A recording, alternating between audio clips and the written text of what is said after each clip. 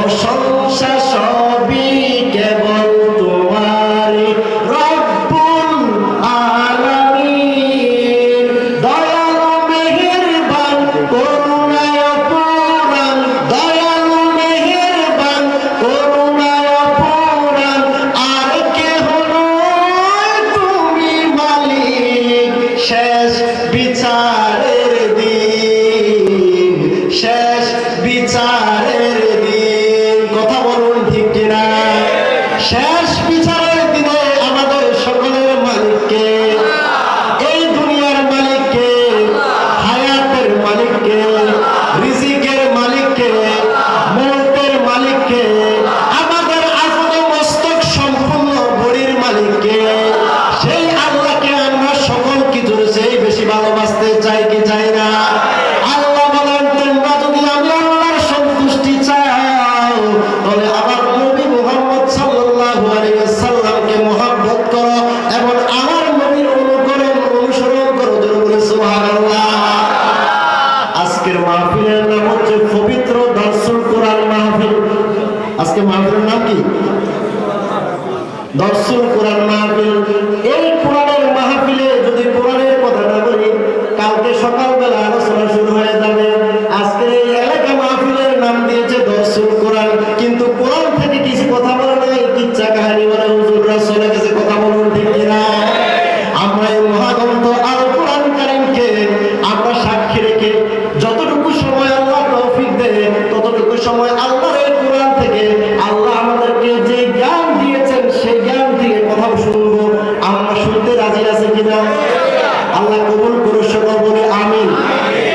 আল্লাহ এই কোরআন কারীমের মধ্যে 114টি সূরা নাযিল করেছেন। কয়টি সূরা? কয়টি সূরা? এই কোরআন কারীমের মধ্যে সব চাইতে বড় সূরার নাম কি? জোরে বলুন। সূরা আল বাকারা। এই কোরআন শরীফের মধ্যে সব চাইতে ছোট সূরার নাম কি? ছোট সূরার নাম কি বলেন না? সূরাতুল কাউসার, যাকে আমরা ইন্না আতাইনাকাল কাউসার। জোরে বলুন সুবহানাল্লাহ। আর আমরা সকলে জানি কোরআনুল কারীমের মধ্যে বড় সূরার নাম হচ্ছে সূরা আল বাকারা, আর সবচাইতে ছোট সূরার নাম হচ্ছে সূরা আল কাউসার। জোরে বলুন সুবহানাল্লাহ।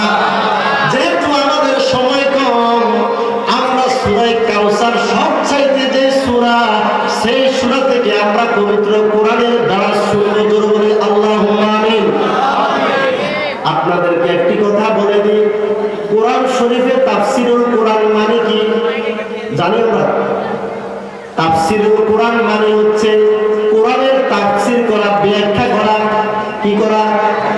ব্যাখ্যা করা। কিন্তু আল্লাহ আমাকে এত ইলম দেয় নাই, কোরআনের ব্যাখ্যা করার সে উপযুক্ত আমি নই। কিন্তু দার্স মানে হলো আমি একটা জিনিস পড়ে এসেছি আর সেই পড়াটা আপনাদেরকে শোনাবো। যেমন ক্লাসে আমরা যখন ক্লাস নিই, ছাত্ররা শিক্ষকের কথা শুনে কি শুনে না? শুনে কি শুনে না? আজকের এই কোরআনের বাগানটা হচ্ছে একটা দার্সে কোরআনের বাগান। আমি যা যা পড়ে আসছি তার থেকে কিছু অংশ আপনাদেরকে শোনাবো। আপনারা শুনতে রাজি আছেন কিনা? রাজি আছেন কিনা?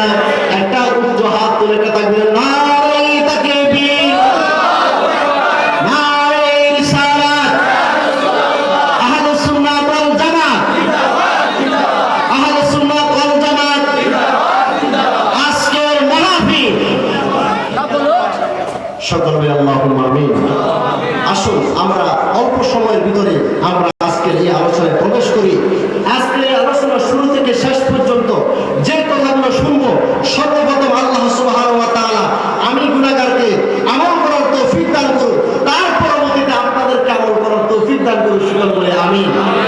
আসুন আমার সাথে সাথে সকলে পড়ুন, আস্তে আস্তে পড়ুন। আউযু বিল্লাহি মিনাশ শাইতানির রাজিম। বিসমিল্লাহ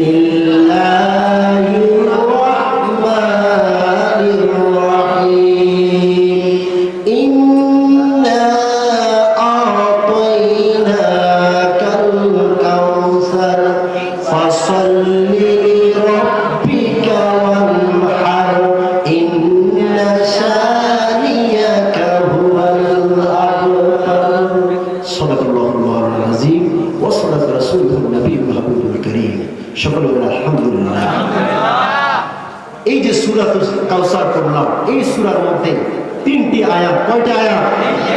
কয়টা আয়াত? 3টি আয়াত।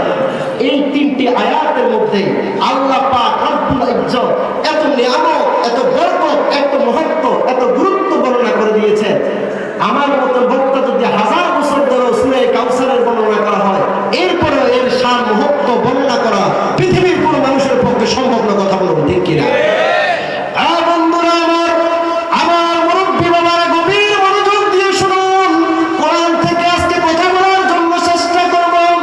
আমার পর্দার মা বোনেরা গভীর মনোযোগ দিয়ে শুনুন। আল্লাহ তাআলা কোরআন শরীফের মধ্যে এই আয়াতের মধ্যে বলেন, ইন্না আতাইনাকাল কাউসার। আমরা পাঁচ ওয়াক্ত নামাজের মধ্যে যত নামাজের মধ্যে দাঁড়াই, সবচাইতে ছোট ছোট সূরা কাউসার তেলাওয়াত করে কিনা? সারা জীবন করলাম। 50 বছর যাদের বয়স তারাও করলো কাউসার, 60 বছর বয়স যাদের তারাও 60 বছর পর্যন্ত কাউসার তেলাওয়াত করলো, কিন্তু জীবনে কাউসার কি জিনিস তা এখনো বুঝতে পারলো না। কথা বলেন ঠিক কিনা? বন্ধুরা আমার, বাবারা আমার, গভীর মনোযোগ দিয়ে শুনতে হবে কথাগুলো। আল্লাহ বলেন, ইন্না নিশ্চয়ই আতাইনা, আমি আপনাকে দান করলাম কাল কাউসার, আমি আপনাকে কাউসার দান করলাম। জোরে বলি সুবহানাল্লাহ। ও বন্ধুরা আমার, বাবারা গভীর মনোযোগ দিয়ে শুনতে হবে। আল্লাহ বলেন, দোস্ত মুহাম্মদ সাল্লাল্লাহু আলাইহি ওয়াসাল্লাম, হাবিব,